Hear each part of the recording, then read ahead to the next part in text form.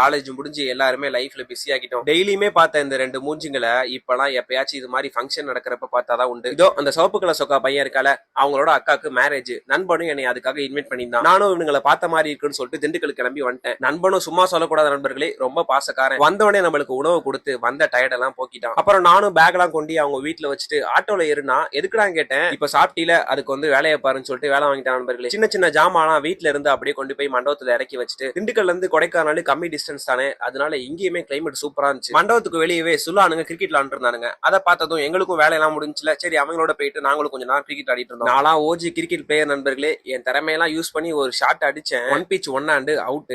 இங்க இருக்க கிளைமேட்டும் எனக்கு வந்த உடனே ரொம்பவே பிடிச்சு போச்சு. மழை வர மாதிரி இருந்துச்சா, அப்படியே நாங்களும் வீட்டை நோக்கி கிளம்ப ஆரம்பிச்சிட்டோம். போற வழியில இளநீ பிக்க போலாமான்னு சொல்லிட்டு ஒரு பிளான போட்டானுங்க. எனக்கோ காலேஜ் படிக்கிறப்ப இருந்து தெரியும் இவங்க போடுற பிளான் எல்லாமே உழப்பல தான் போய் முடியும். யாரு தோட்டம்னு தெரியாம அங்க போயிட்டு இளநீ பறிக்கலாம்னு போனானுங்க. ஆனா வீட்டுக்கு மாடியிலேயே ஒரு தென்னை மரம் இருந்ததை மறந்துட்டானுங்க. நண்பனும் எனக்கு ரொம்ப பிடிச்ச மாம்பழத்தை கொண்டு வந்து கொடுத்தான். அது சாப்பிட்டுட்டு மேரேஜுக்கு கிளம்புறதுக்கும் ரெடி ஆகிட்டேன். நண்பனோட போயிட்டு சின்ன சின்ன வேலையெல்லாம் முடிச்சுட்டு, சர்ச்சில் தானே மேரேஜ், அதனால அப்படியே போயிட்டு ஜூஸ் குடிச்சிட்டு சர்ச்சுக்கு வந்துட்டோம். சர்ச்சுக்கு போறதுலாம் எனக்கு ஒரு மாதிரி ரொம்ப பிடிக்கும் நண்பர்களே. அங்க ஒரு மாதிரி பீஸ்ஃபுல்லா இருக்கும். ஃபாதரும் பிரேயர் எல்லாம் பண்ணி முடிச்சோன்னா நாங்களும் ரொம்ப நேரமா இந்த வார்த்தை கேட்கறதுக்காக வெயிட் பண்ணிட்டு இருந்தோம். ஜான் என்னும் நான் ரஜினாவை திருமணம் செய்து கொள்ள சம்பந்தமா, இந்த வார்த்தைக்காக தான் ரொம்ப நேரமா காத்துட்டு இருந்தோம். இது மட்டும் முடிஞ்சுன்னா அடுத்து பிரியாணி தான். இவனுங்க ரெண்டு பேர் தான் என் ஃப்ரெண்டு. ப்ரோ வந்துட்டு அவனோட ரூம்மேட், அப்படியே நம்மளுக்கு ஃப்ரெண்ட் ஆயிட்டாரு. வீடியோ பார்த்துட்டே வாங்க தலையம் பண்ண சேட்டையான சம்பவத்தை சொல்றேன். ஃபைனலா இந்த மூமெண்ட்டுக்காக தான் எல்லாருமே வெயிட் பண்ணிட்டு இருந்தோம். நான் வந்துட்டு ஸ்கூல் வந்து ஒரு 7 இயர்ஸ், அப்புறம் காலேஜ் வந்து ஒரு 3 இயர்ஸ் ஃபுல்லாவே கிறிஸ்டின் ஸ்கூல் அண்ட் காலேஜ்ல தான் படிச்சேன். பிரேயர் எல்லாம் முடிச்சுட்டு அப்போன்னு ஒன்று தருவாங்க. அது உங்க எல்லாத்துக்குமே தெரியும். அது எப்படி இருக்குன்னு தெரியாது, அதை வாங்கி சாப்பிட்டதுமே கிடையாது. நம்ம நண்பனும் அசால்ட்டா போயிட்டு ஃபாதர்ட்ட அப்பத்தை வாங்கிட்டு வரட்டான். எனக்கும் ஒரு மாதிரி ஆச்சரியமாயிருச்சு. அந்த ஒரு அப்பத்தை எல்லாருமே ஆளுக்கு பாதி பாதி பிச்சு சாப்பிட்டுட்டு நண்பன் மூலியமா என்னோட ஆசையும் இன்னைக்கு நிறைவேறிடுச்சு. இன்னைக்கு நான் ரொம்பவே ஹாப்பியா இருந்த நண்பர்களே. நல்லா சிரிச்சு நல்லா என்ஜாய் பண்ணி இதுக்கு எல்லாத்துக்குமே என் நண்பனுக்கு தான் தேங்க்ஸ் சொல்லணும். இதோட